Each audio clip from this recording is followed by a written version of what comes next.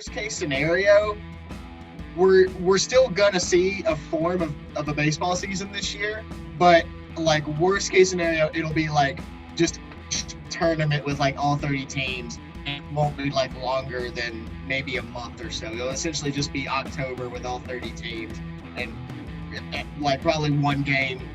Teams play each other, and then they just determine a bracket championship, and that's because people are gonna be tested like pretty regularly.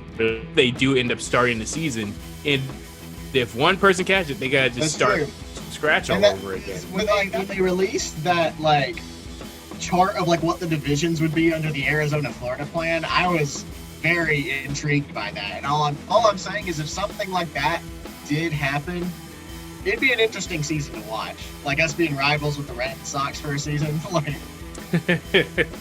At this point, I don't think like having perfect divisions and all that is really what we're looking for. It's kind of like, can baseball put something on TV? Can we? Right. Yeah. Can baseball happen in any way, shape, or form? I think you can get into maybe 100 to 125 games, but you're going to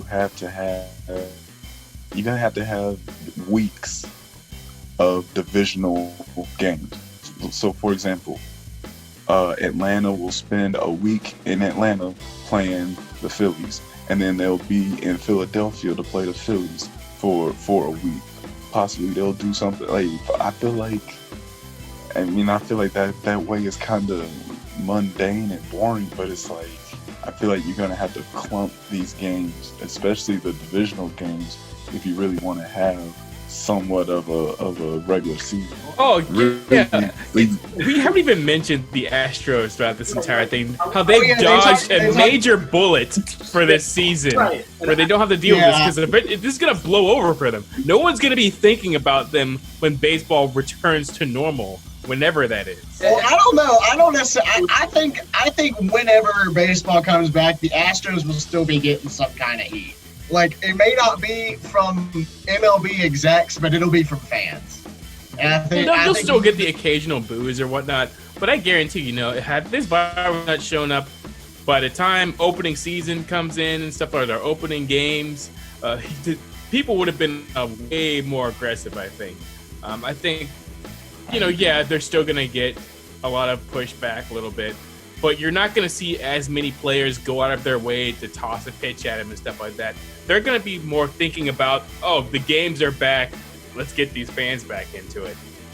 Baseball's like interesting like that. The whole cheating's one of those things in baseball that, we don't like cheaters in any kind of sport. But baseball is built on tradition. I mean, look at Pete Rose. Oh yeah. Like people hate changing the game. Right. It's like if Pete Rose is still not getting into the Hall of Fame because, something that his like betting, I think that stuff is really, really important.